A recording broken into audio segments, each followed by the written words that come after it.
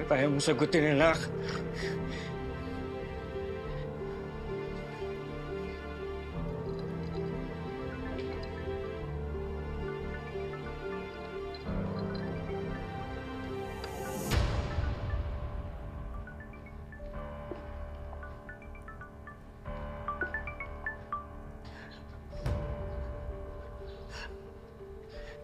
Ito.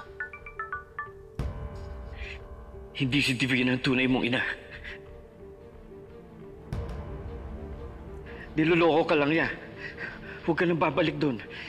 Magkita na lang tayo sa dati nating bahay. Ipapakita ko sa iyo yung DNA test.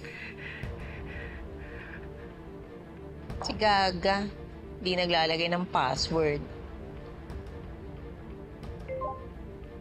Kaya pinag-uusapan ng mag-amang totoo sa amin ni Divina.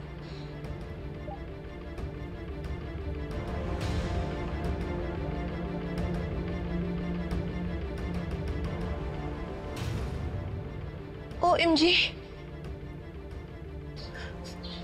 Sana mabasa ni Princess yung message ko. Kailangan malaman to ni Divina.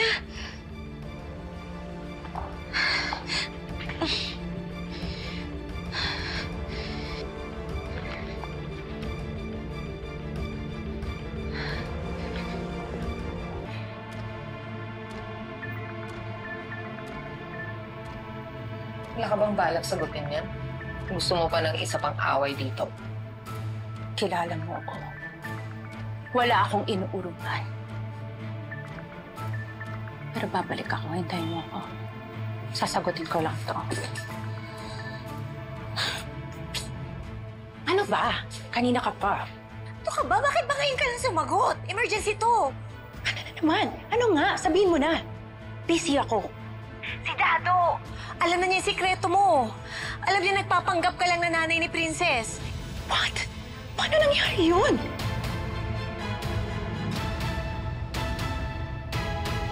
Sigurado ka ba? Oo, sigurado. Nakita ko mismo dito, sa cellphone ni Princess na naiwan niya dito sa bahay mo. Nag-message si Dado. Alam na niya na hindi ikaw yung tunay na nanay ni Princess. At may DNA result siyang hawak.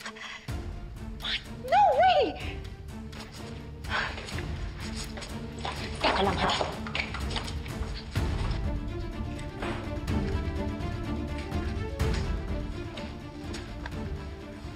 Linawin mo yung sinabi mo. Paano nalaman ni Dado?